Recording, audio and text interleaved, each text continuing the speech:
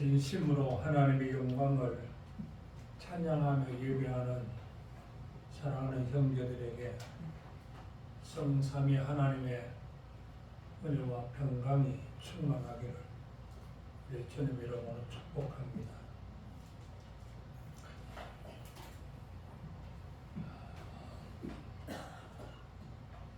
여러분, 우리의 국적이 어디입니까? 대한민국이지요. 여러분, 대한민국의 국민으로 태어난 것이 자랑스럽습니까? 세상을 살아가는 사람들에게 이 국적이라는 것은 대단히 중요합니다. 특히 군사적으로나 경제적으로 힘이 있는 나라의 국민이 된다는 것은 어쩌면 대단한 복입니다. 왜냐하면 이런 국민은 세계 어느 나라에 있어도 위기 때에 국가의 보호를 받습니다. 작년 10월 달에 하마스와 이스라엘의 전쟁이 발발했을 때에 세계 여러 힘 있는 나라들은 이스라엘 땅에 머무르고 있는 혹은 팔레스타인을 머무르고 있는 자국민들을 안전하게 자기 나라로 데려왔습니다. 이들을 위해서 아예 특별기를 보내서 자국민들을 데려갔습니다. 물론 우리나라도 군용 특별기를 2대씩이나 보내어서 2차례 걸쳐서 그곳에 머무르는 자국민들을 위험해서 안전하게 데려왔습니다. 이런 일들을 보면서 우리가 새겨야 될 것은 우리의 본질적인 국적에 대해서 생각해 보아야 됩니다. 다시 말씀드리면은 우리가 예수님을 따르는 사람들인데 예수님의 국적이 어딘지를 아셔야 됩니다. 겉으로 육신적으로 보면은 예수님의 국적이 이스라엘 같이 보이지만은 예수님은 그걸 스스로 인정을 안 했어요. 그리고 예수님께서는 자기 나라, 예수님이 속해 있는, 그러니까 예수님의 국적, 예수님이 속해 있는 나라는 이 보이는 세상 나라가 아니라 분명하게 말씀을 하셨습니다. 따라서 예수님을 따르는 우리 성도들의 진정한 목적은 이 세상 나라가 아니라는 것을 알아야 됩니다. 예수님의 나라, 예수님이 국적으로 갖고는 그 예수님의 나라가 우리의 나라는 거예요. 그것을 우리는 하나님의 나라라고 말합니다. 앞에서 예수님께서 자신과 제자들의 관계를 말씀하시면서 자신과 생명적 결합을 이루고 농부이신 아버지가 원하시는 좋은 열매를 맺을 것을 말씀하시면서 가지가 나무에 생명적 결합을 하고 있을 때에 열매를 맺을 수 있는 것처럼 예수님을 따르는 제자들은 예수님과 생명적 결합을 이룰 것을 말씀하셔서 내 안에 거하라. 예수님과 생명적 결합을 이루는 길이 예수님께서 주신 계명을 지키는 것이고 그 계명이 핵심이 서로 사랑하는 것. 이 성경에서 말씀하시는 예수님과 사도들의 가르침을 보면은 그리스도인들은 자기 형제뿐만 아니라 이웃도 사랑하고 더 나아가서 자기를 해치는 원수까지 사랑하고 그들을 위해서 복을 빌어주라고 말씀하십니다. 이것이 하나님께서 이스라엘 백성들에게 내리신 율법의 정신이라고 말씀해 주시는 거예요. 어떤 우리가 지금 현실적으로 참으로 행하기 어려운 그런 말씀이지만 왜 하나님은, 왜 주님은 사랑하는 제자들에게, 사랑하는 주님의 자녀들에게 이렇게 살라고 명령하셨습니까? 그 이유는 성도의 목적이 이 세상 나라가 아니기 때문에, 성도들은 이 하나님의 나라 백성들이기 때문에 그렇게 말씀하신 겁니다. 오늘 주시는 말씀은 바로 그 사실을 다시 한번 명확하게 말씀하고 계십니다. 오늘 말씀의 제목을 너희는 세상에 속한 자가 아니오, 예수님 하신 말씀 그대로 옮겨서 제목으로 삼아보았습니다. 그럼 오늘 이 말씀을 세 부분으로 나누어서 말씀드리려고 하는데, 그 첫 번째는 세상이 너희를 미워하며, 오늘 18절 말씀에 세상이 너희를 미워하며, 바꿔 말하면 예수님을 따르는 무리들, 예수님을 믿고 따르는 사람들에게는 세상으로부터 미움을 받게 될 것을 선언하고 계십니다. 여기서 말하는 이 세상이 어떤 세상을 말하는지 이해를 해야 됩니다. 일반적으로 우리가 보이는 이 세계를 말하는 것이 아니고 하나님을 떠난 사람들의 세계를 말합니다.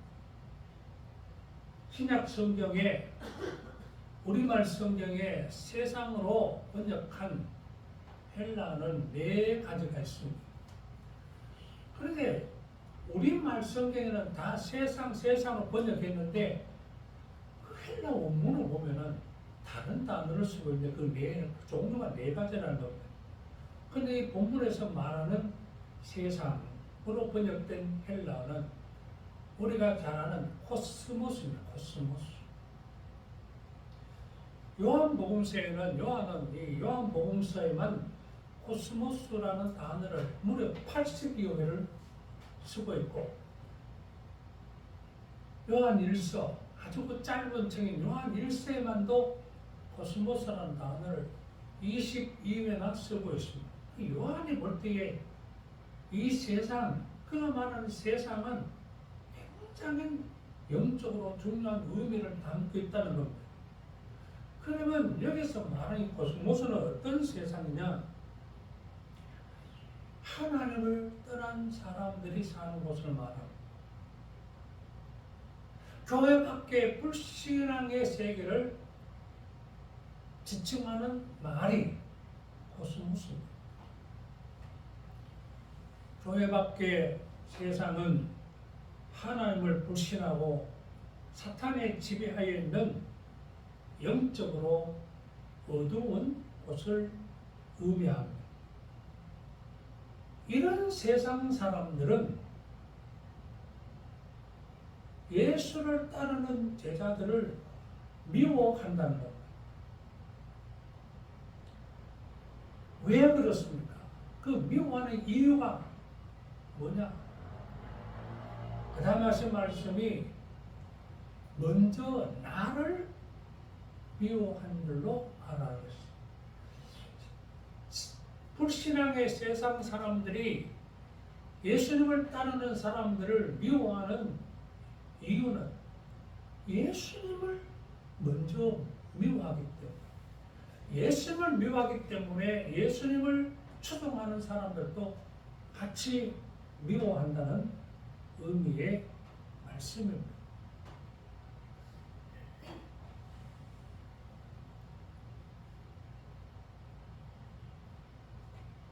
그리스도인들은 처음부터 신앙생활을 시작할 때부터 세상으로부터 미움을 받고 박해를 당하게 될 것이라는 것을 예수님께서 미리 일깨워 주신 말씀이에요.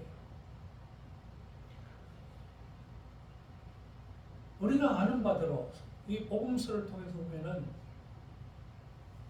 당시에 예수님은 동족인 유대인들로부터 끊임없이 미움을 받고 심지어는 살해의 위협까지 받으셨던 것을 보게 됩니다.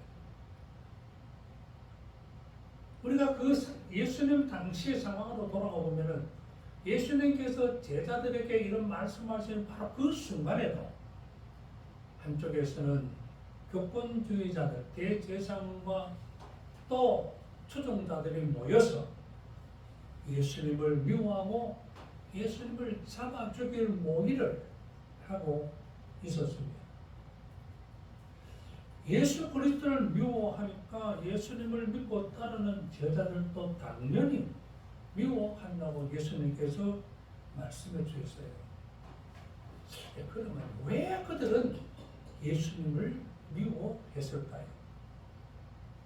본문에는 물론 그 구체적인 내용이 나오지 않습니다만은 이 성경 전체를 통해서 보면은 이 요한이요 예수 그리스도를 빛이라고 말해요. 빛. 반면에 죄악에 빠지는 불신앙의 세상을 어둠이라고 규정을 했습니다. 여러분 빛과 어둠의 관계를 아시잖아요. 빛은 어둠을 회방합니다. 빛이 이르는 곳에는 어둠이 존재할 수가 없습니다. 그러니까 어둠의 세력은 자기들의 정체를 밝히는 빛을 미워하고 핍박할 수밖에 없다는 겁니다. 예컨대 예수님께서는 평소에 서기관과 바리새인들을 아주 직격했습니다. 외식하는 자들. 서기관과 바리새인들을 외식하는 자로 규정하면서 그들에게 하나님의 심판과 징벌이 임할 것이라고 그렇게 경고하고 책망했습니다. 왜냐하면 그들이 불법을 행하는 자들이라고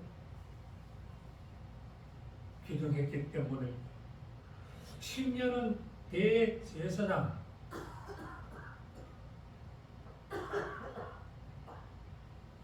하나님 앞에 백성들을 대신해서 제사하는 대제사장과 그 무리들을 아예 강도라고 그렇게 막 몰아세웠거든요.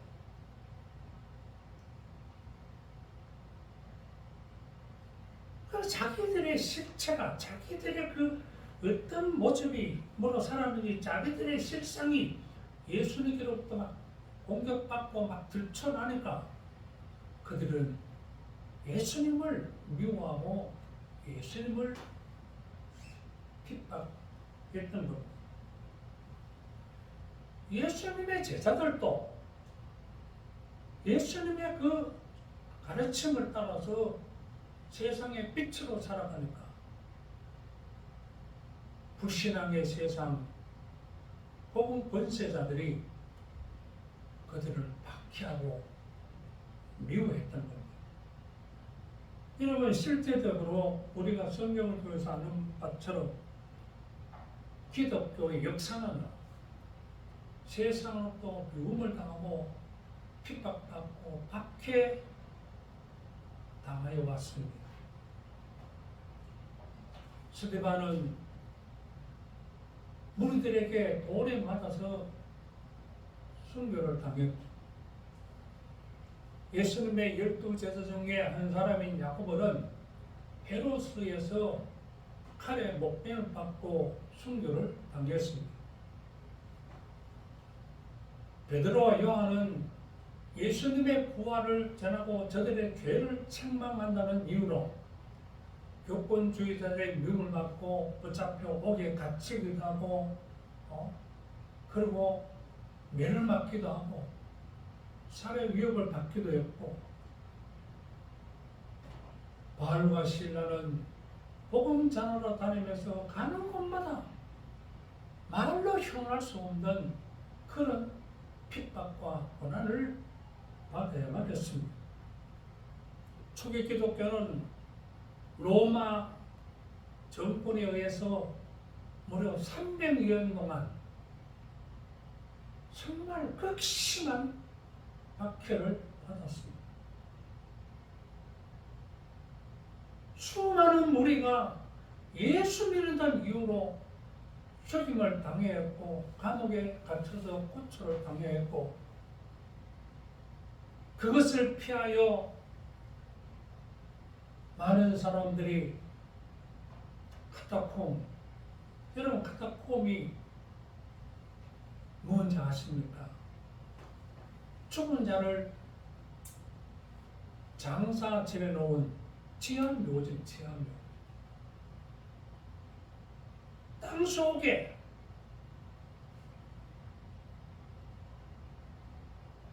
지하묘지 그 구석에 시체들이 썩는 냄새나는 그 속에 들어가서 거기서 생활하고 거기서 하나님을 예배하며 거기서 신앙을 끝까지 지키는 역사가 일어났습니다.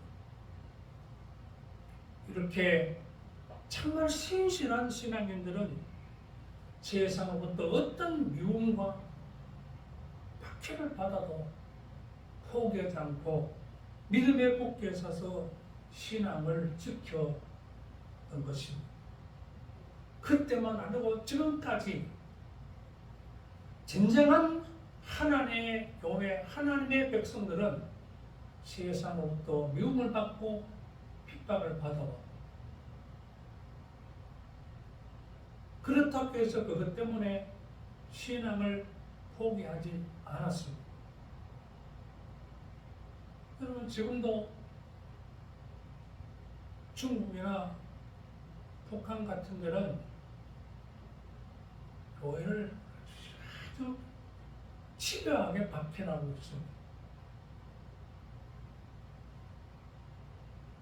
북한 같은 곳에 지하 교인이 아직도 있다는 사실을 아십니까? 간간히 발각되어서 공중 앞에서 총살당했다는 뉴스를 듣고 있지 않습니까? 비록 소수이기는 하지만 참으로 예수 그리스도의 제자된 진정한 그리스도의 사람은 세상으로부터 미움과 핍박과 박해에 신앙을 포기하지 않습니다. 오히려 그 고난을 기쁨으로 받아들이고 즐거움으로 신앙의 삶을 산다는 사실을 오늘 우리가 깊이 생각해 봐야 됩니다. 베드로 요한이 감옥에 갇혀서 있다가 매 맞고 풀려나면서 싱글벙글합니다. 아니, 예수 믿다가 고난당했는데 기뻐하다니요.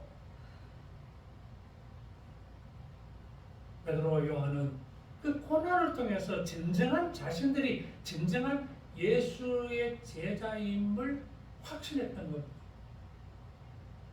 예수님께서도 마태복음 5장 11, 12절에 이미 그렇게 말씀하셨어요. 나로 말미암아 너희를 욕하고 박해하고 거짓으로 너희를 거슬러 모든 악한 말을 할 때에는 너희에게 복이 있나니 기뻐하고 즐거워하라. 하늘에서 너희의 상이 크리라. 너희 전에 있던 선지자들도 이같이 박해하였느니라. 여러분,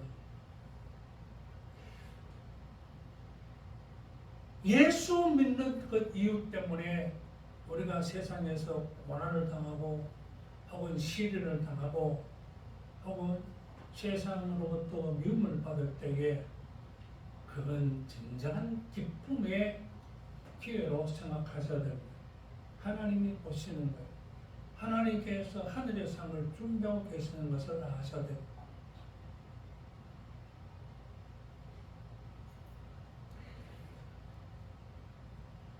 오늘 두 번째 나눌 말씀은 세상이 예수님과 예수님을 따르는 무리를 미워하는 그 이유가 무엇인가? 원인은 뭔가? 그걸 말씀하고 있어요. 19절 말씀 예수님께서 이렇게 말씀하십니다. 너희가 세상에 속하여 있으면 세상이 자기의 것을 사랑할 것이나 너희는 세상에 속한 자가 아니요 도리어 내가 너희를 세상에서 택하였기 때문에 세상이 너희를 미워하느니라.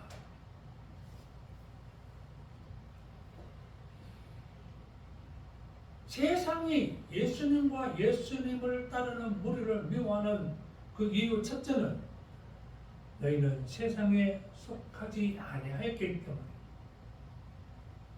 이 세상에 속한 자라는 것은 하나님의 나라 백성과는 반대 개념입니다.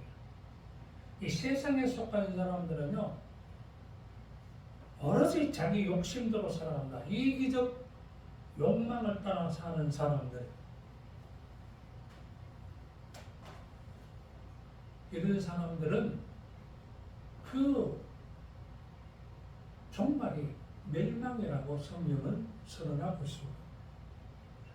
바울은 빌립보서 3장 19절에서 그리스도의 십자가의 원수로 행하는 자들을 경계하면서 그들의 마침은 멸망이요 그들의 신은 배요 그 영광은 그들의 부끄러움이고 땅의 일을 생각하는 자라고 규정하고 있습니다. 그런데 그리스도의 제자들은 그렇게 살지 않습니다. 예수 그리스도의 가르침을 따라서 땅의 일보다는 하늘의 일을 생각하고 육신의 일보다는 영의 일을 생각하고 육신의 욕망보다 하나님의 기뻐하신 뜻을 따라 살고 이기적인 욕심보다는 이웃을 사랑하며 살아갑니다. 왜냐하면 그리스도인들은 이 세상에서 하나님의 선택하심을 입은 성별된 자들이기 때문에 그렇습니다. 우리 함께 읽었던 열왕기상 8장 53절에 솔로몬이 하나님 앞에 기도하면서 고백한 말입니다. 이스라엘도 모세가 한 말씀처럼 하나님께서 이스라엘을 세상에서 구별하여 선택한 민족이라는 겁니다.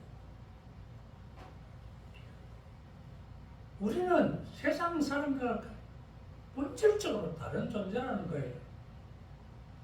하나님의 선택하심을 받고 세상에서 구별함을 받은 거룩한 백성으로 선별된 사람들이기 때문에 세상 사람들처럼 육신의 욕망과 이기적인 욕심을 따라 살지 아니하고 하나님을 경외하고 이웃을 사랑하면서 살아가는 존재라는 겁니다. 그러므로 성도들이 이런 삶을 살면서 세상으로부터 미움을 당하고 고난을 받는다 할지라도 기쁨으로 이겨가야 한다는 것이 성경이 예수님께서 주신 가르침이라는 것을 아셔야 됩니다. 그 다음에 세상이 예수님과 예수님을 따르는 무리를 미워하는 이유, 두 번째 이유가 21절 말씀에 그러나 사람들의 내 이름으로 말미암아 이 모든 일을 너희에게 하리니 이는 나를 보내신 이를 알지 못하리라. 예수를 보내신 하나님 아버지를 저들이 모르기 때문에 하나님 아버지가 어떤 분이고 왜 예수를 보내는지를 알았다면 예수를 미워할 수 없다는 거죠. 하나님을 모르기 때문에 저들이 예수님을 미워하고 예수님을 따르는 무리까지 미워한다는 말씀이에요. 이게 박해의 미움과 박해의 근본적인 원인이라는 겁니다. 여러분, 예수님을 잘 모르면 예수를 보내신 하나님을 알지 못하고 하나님을 잘 모르면 하나님 보내신 예수를 모르는 거예요. 근데 보십시오. 유대인들은요, 하나님의 선민이에요. 하나님의 선택받은 민족이에요. 그런데 율법 받고 율법을 준수해서요. 근데 왜 하나님을 잘 몰랐을까요?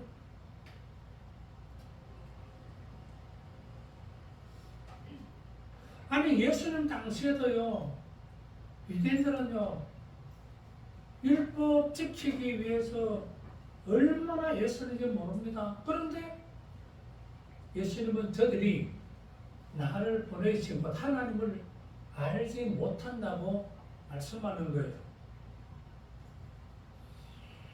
인간이 하나님을 알 수 있는 길은요, 하나님의 뜻을 알 수 있는 길은요, 하나님의 말씀을 통해서 알 수 있습니다. 율법이나 선지자를 통해 주신 그 말씀을 경청하고 그 말씀 속에 담겨있는 하나님의 뜻을 헤아려야 되는데, 그리고 그 뜻을 제대로 알면은 그 말씀에 순종해야 옳지 않겠습니까? 근데 이스라엘은 그렇게 살지를 못했어요. 왜 그랬을까요? 그들이 하나님의 말씀 속에 담겨있는 하나님의 뜻은 헤아리지 아니하고 여전히 자기들의 육신의 욕심대로 살고 자기 속에 자기 생각대로 살았기 때문에 그렇습니다.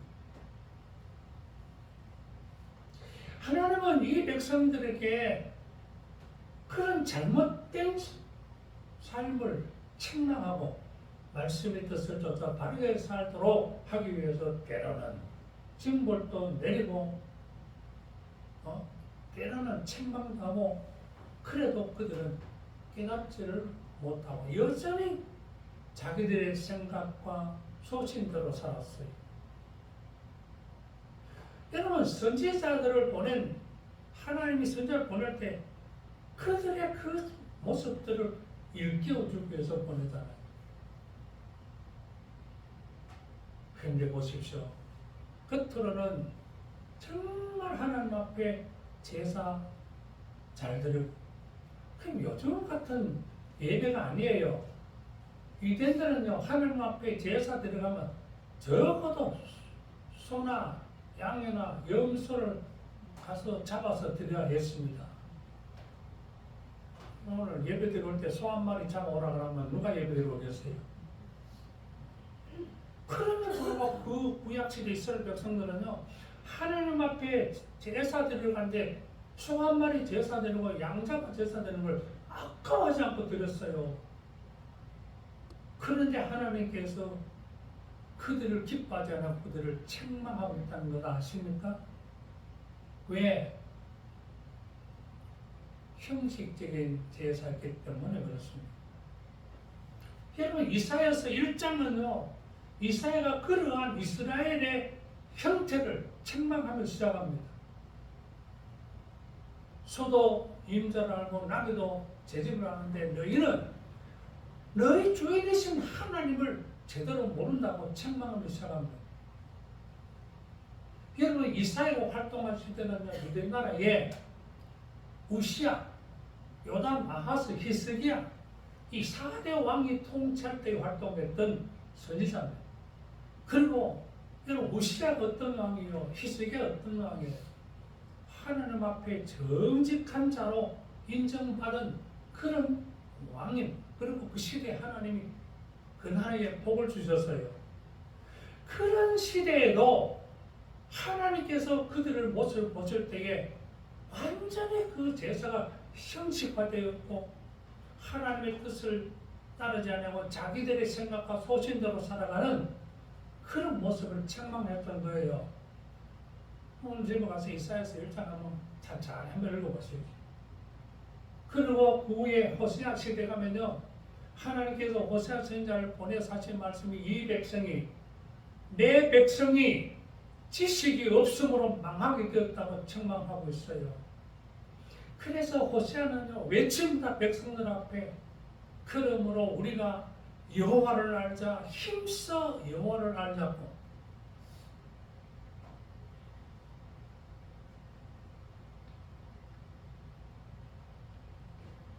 여러분, 오늘 우리는 어떻습니까? 진정으로 하나님을 알고 하나님의 뜻을 따라서 살아가고 있습니까?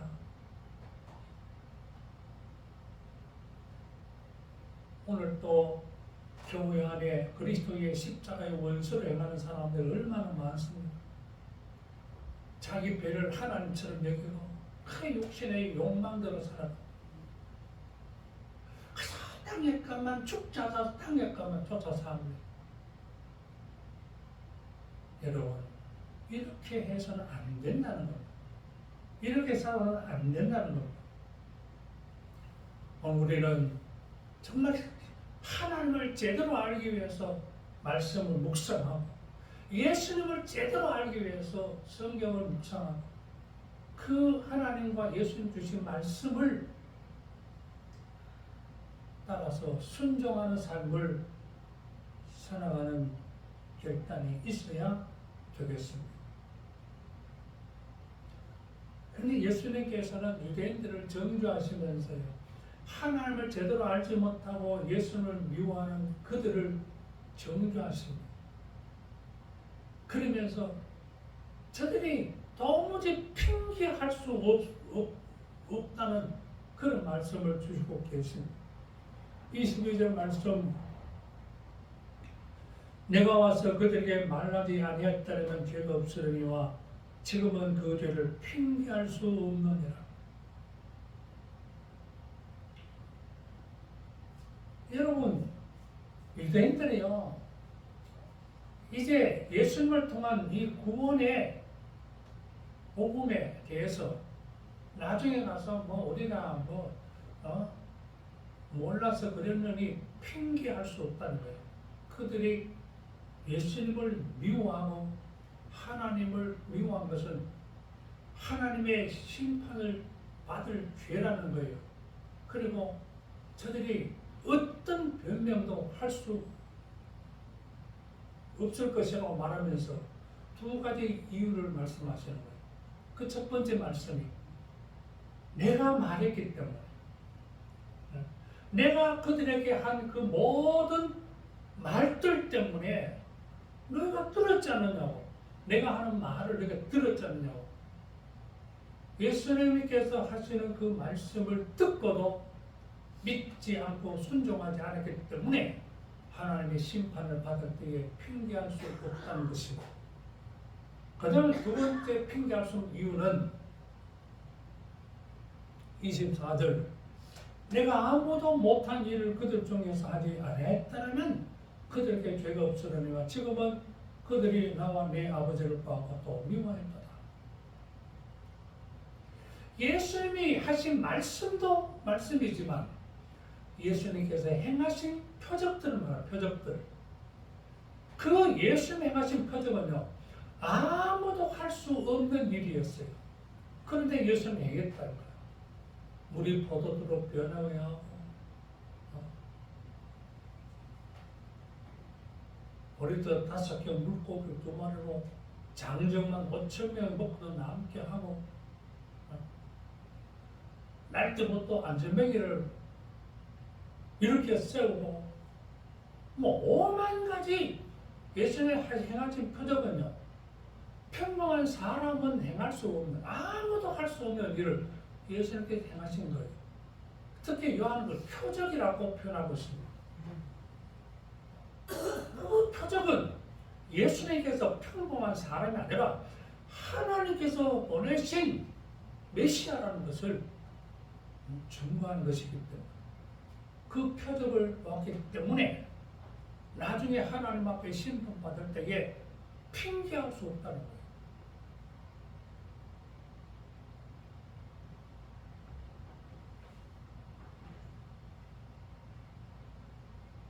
여러분, 유대인들은 왜 예수님의 말씀을 듣고 그런 표적을 보면서도 예수님을 믿지 않고 따르지 않았을까요? 그들에게는 오로지 세상적이고 육체적인 욕망을 어떻게 하면 성취할까? 그런 집착에 빠져 있었기 때문에 그랬어요. 여러분, 오병이의 기적이 일어난 후에 예수님께서 밤에 바다 건너말로 가셨습니다.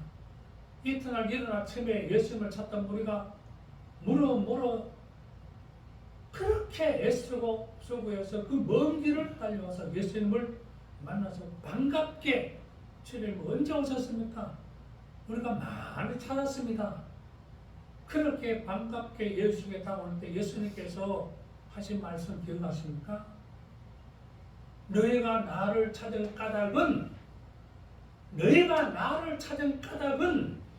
표적을 본 것이 아니요, 표적을 봤기 때문 아니요, 떡을 얻어먹고 배부른 까닭이로다. 무슨 말씀이에요?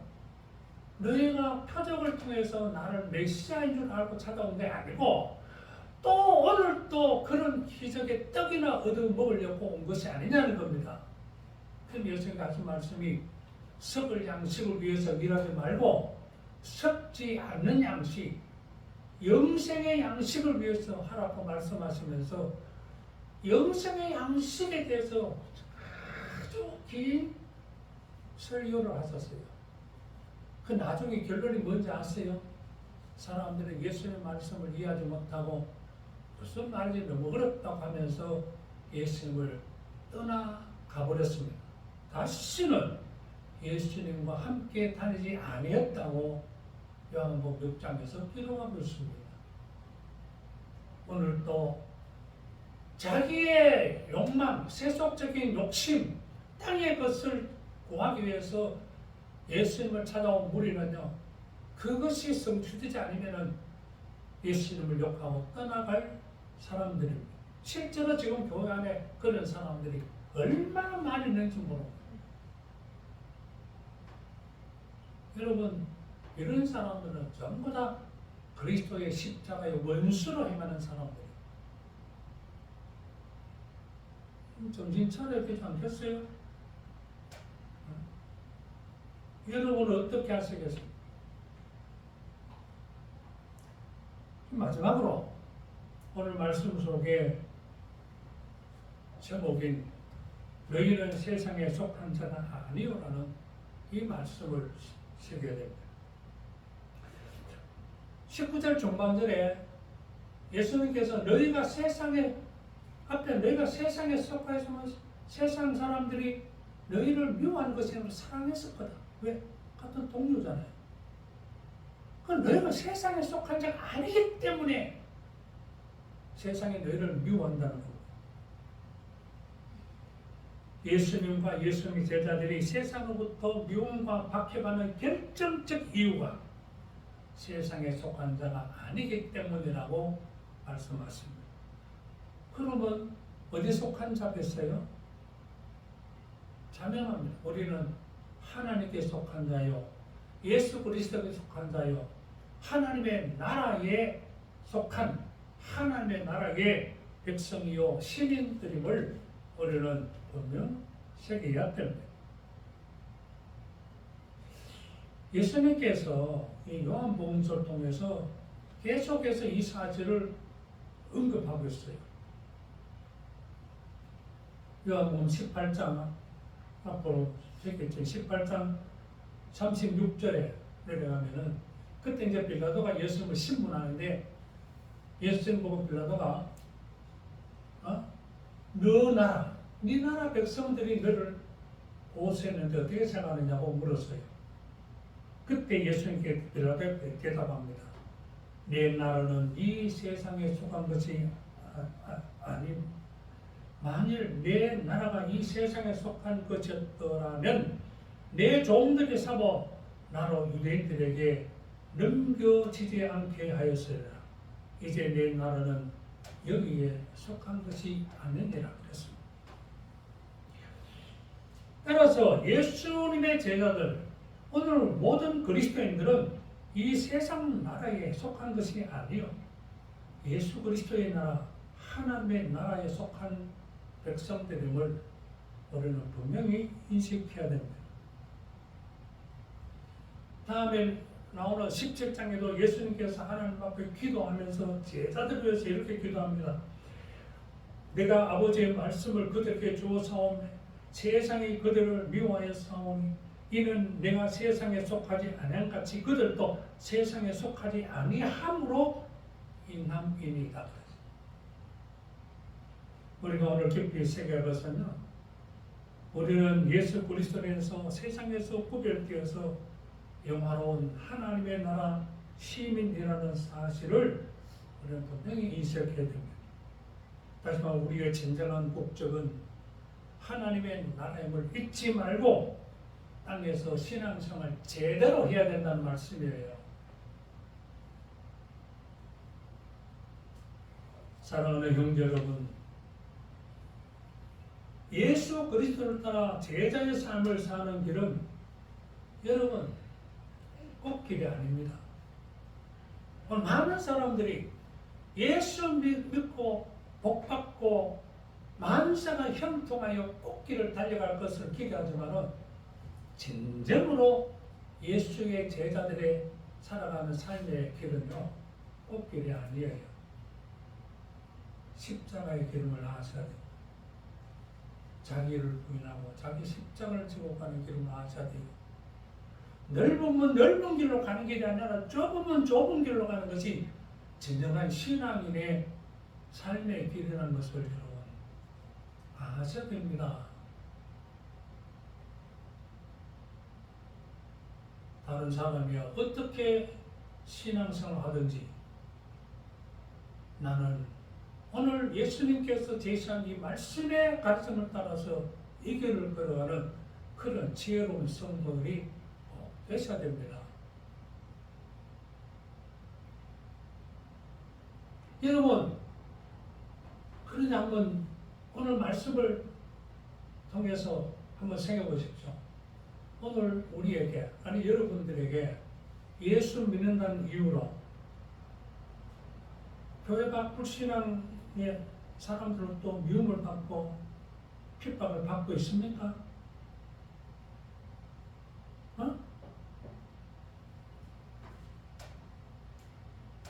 왜 그럴까요? 왜 우리에게는 그런 미움과 박해가 없을까요? 어쩌면은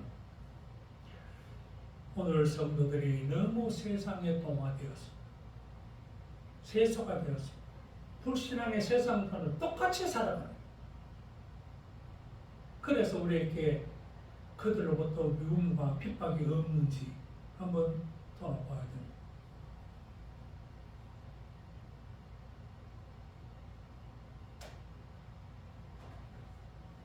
어쩌면 우리의 영적인 생명이 죽어버린 건 아닌지, 예수님께로부터 생명적 결합을 이루지 못하고 예수님께로부터는 말씀과 은혜를 공급받지 못한 말라버린 죽은 가지는 아닌지, 그래서 미움도 핍박도 없는지 한번 생각해 보아야 됩니다. 이제 우리가 다시 정신을 차리고 깨어서 깊이 자신을 돌아보면서 영적인 각성을 해야만 됩니다. 내 신앙을 빠르게 정립해야 될 때입니다. 세상 나라의 삶에 집착하지 않도록 해야 됩니다.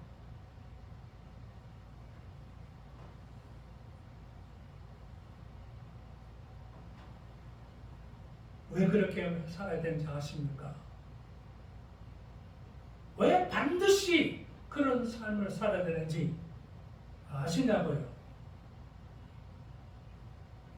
이유는 이것입니다. 세상 나라의 삶의 종말은 헛된 것이기 때문에, 허무하고 헛된 것이기 때문에 그렇습니다.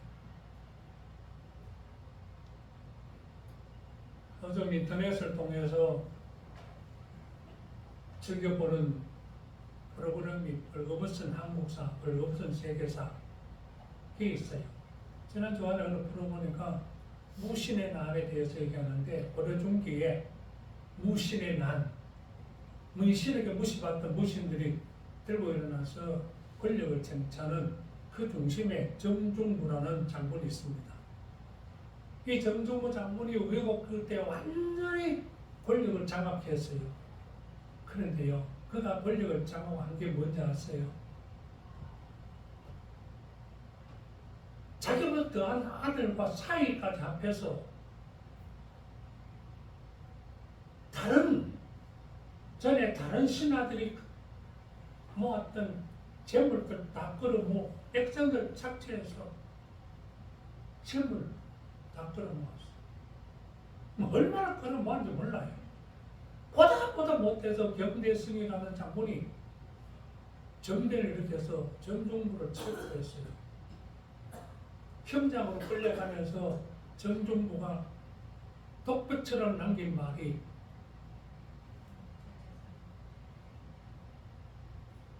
한숨을 쉬면서 천하 권세가 더덥고 더덥도다. 참으로 더덥도다. 그러면서 형장으로 끌려가는 모습이 있어. 그가 권력을 받잡은 지 딱 9년 만에. 그게 세상에. 아니 그 옛날 얘기 아니냐? 옛날 얘기죠. 그럼 요즘은 안 그러냐? 요즘은 마찬가지예요. 여러분 지난 19일 날 이탈리아 시칠리 섬 앞바다에서 호와 요트함이 전복되어서 거기에 죽은 7사람 얘기 들어보셨어요?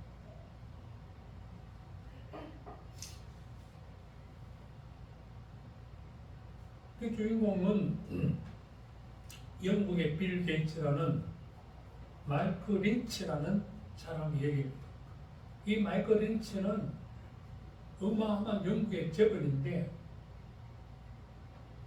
이 양반이요, 미국의 어느 기업을 인수하는 과정에서 거기에 자기의 그 재산을 과하게 부풀렸다는 그 의혹을 받고 재판받는데 우리처럼요 그냥 불구속 기소해가지고 그냥 자유롭게 다니면 재판하는 게 아니고 집에다가 완전히 연금시켜놓고 재판을 했대요. 그렇게 재판했는데 지난 6월달에 이게 무죄 판결을 난 거예요. 너무 고맙다고, 너무 기뻐서 자기의 무죄 판결 받는데 증언해 준 사람, 미국의 로버트 스탠리라는 인터내셔널 회장, 아주 유명한 그런 회장, 자기를 변호해 준 변호사, 뭐 이래저래 가지고 지인들 딱 불러 모아서 축하 파티 하다가 내가 뒤집어졌어. 그 모건스탠리 부부, 변호사 부부, 자기는 18살 된 딸, 이 18살 옥스퍼드 대학에 합격했다고 기뻐하는 그 딸과 7명이 물속에 절지에 죽고 말았어요. 무엇을 의미합니까? 이 세상의 삶의 종말은 그렇게 허무하고 헛된 것입니다. 그러나 우리가 바라보는 하나님의 나라는 이 세상 무엇과도 비교할 수 없는 영원로운 나라입니다. 우리는 하나님에 의해서 그 나라의 시민으로 택함받고 부름받은 사람들이에요. 우리 스스로가 여기에 대한 자긍심을 갖지 못하면 신앙생활 제대로 안 했어요. 그리고 매 주일마다 예배하면서 고백하는 신앙 고백의 마지막이 뭡니까? 몸의 부활과 영생입니다. 우리에게 이 몸의 부활과 영생, 하나님의 나라를 빼버리면 이렇게 얘기할 예수 믿을 이유가 없잖아요.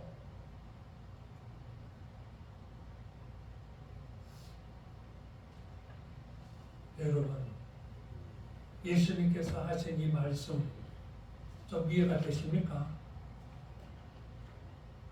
우리는 이 세상에 속한 자가 아닙니다. 우리는 예수 그리스도께 속하고 하나님께 속하고 하나님의 나라의 시민으로 구별받은 존재들입니다. 여러분 감동이 안 됩니까? 우리의 신앙생활이 기껏해야 뭐 사업 때문에 돈 몇 푼 때문에 맨날 근심하고 불만 가지고 그렇게 살아야 되겠어요?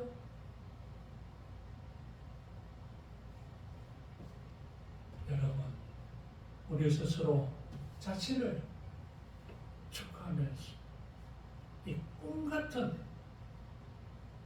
하나님의 은혜와 사랑에 기뻐 감사하며